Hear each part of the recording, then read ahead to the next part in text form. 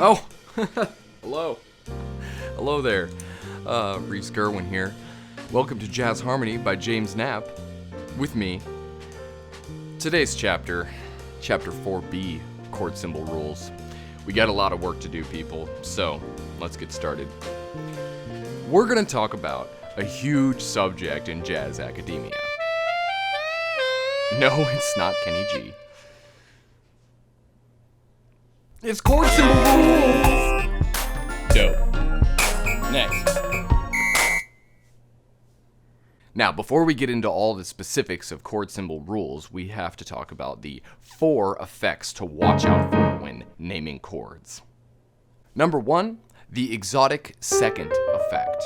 When an augmented second, which is essentially a minor third that is spelled differently, is present within a scale, it is considered to be not a part of the jazz aesthetic. Number 2 is the dominant seventh effect. This is chords like minor 7 with a flat 9 or a major 9 with a sus4. Number 3 is a lot like number 2, but it's kind of the reverse. It's the 2 chords at once effect, like when you replace the third in a major 7th chord with a 4th, you get sort of like a 5 and a 1 chord being played at the same time. You could say it's the 1 chord sus, or you could really just call it the 5 chord with the tonic as the root. And number 4 is the cluster effect. This is when you add an extension to a chord and it creates 2 consecutive half steps in the scale. This is not part of the jazz aesthetic, since it tends to sort of detract from the harmonic identity of the chord. Now, the previously mentioned effects have been challenged with many examples of all kinds of jazz music, real music, that uses all sorts of these things. They're not part of the jazz aesthetic, but that doesn't mean we don't use them. It's like an English-speaking person saying, c'est la vie, or ay caramba, right? Etc. While you might not speak Spanish or French or Latin, we still use these words on a fairly regular basis, and it's acceptable. You remember that replacement tone chart?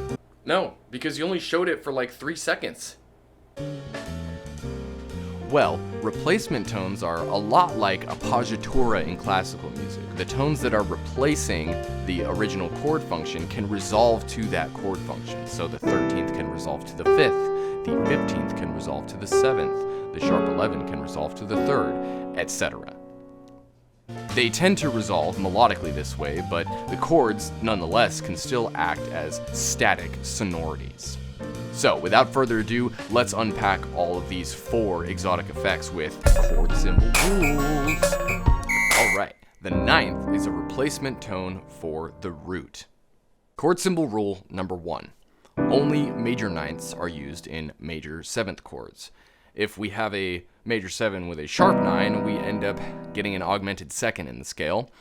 And if we have a major 7 with a flat 9, not only does it sound like shit, but you also get a cluster effect, where we have 2 consecutive half steps between the major 7th, the root, and the flat 9.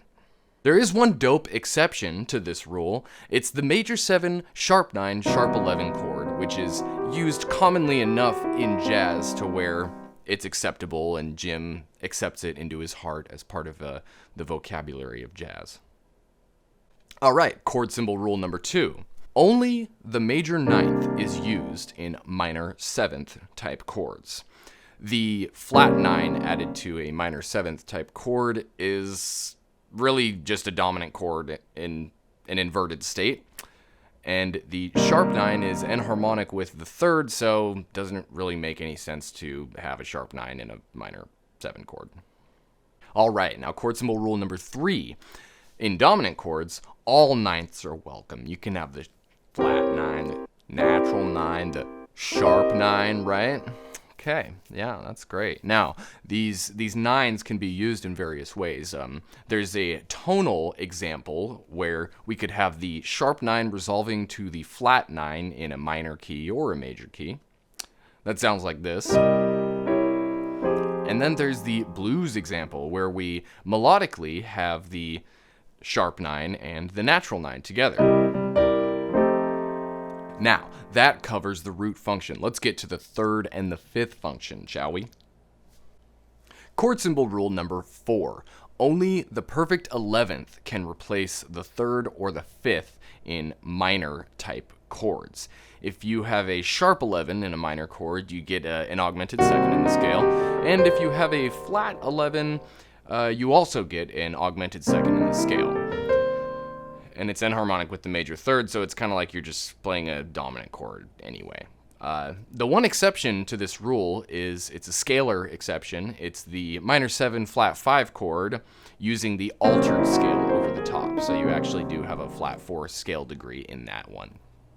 If the third is being replaced by the 11th, it is called minor 7 sus 4, which we'll get to what the hell that means in a second. If the fourth or 11th is replacing the fifth function, then it is called the 11th, and that would be a minor 7 parentheses 11. Chord symbol rule number 5. When the second replaces the third in a chord, it is called sus 2 in all chord types. Wait, what's the difference between major and minor sus 4? Like, how do you know? 2 words.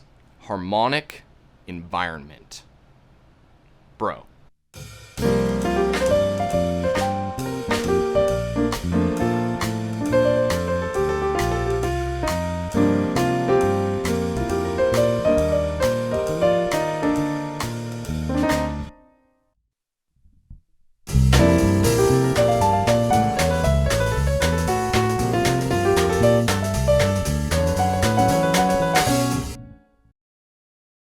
Chord symbol rule number 6.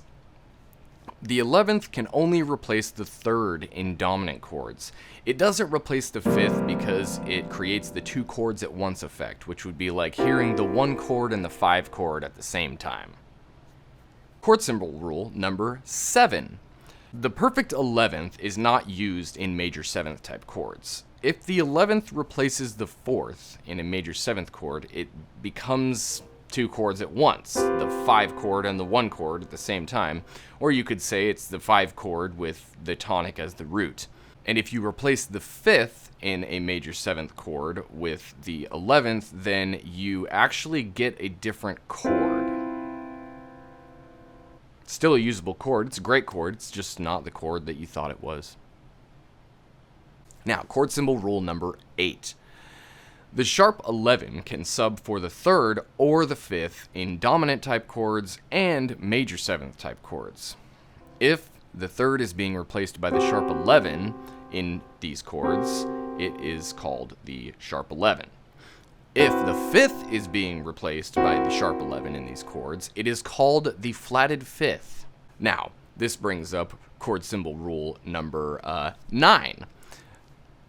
There's only one true flatted fifth, and that is with the minor 7 flat 5 chord, because you have the root, the second, whatever kind of second that is, you have the third, you have the fourth, and then you have the fifth, right? It's from the Locrian scale. Let's continue. Let's continue on with this. And that brings us to chord symbol rule number 10. We're a third of the way through, people. The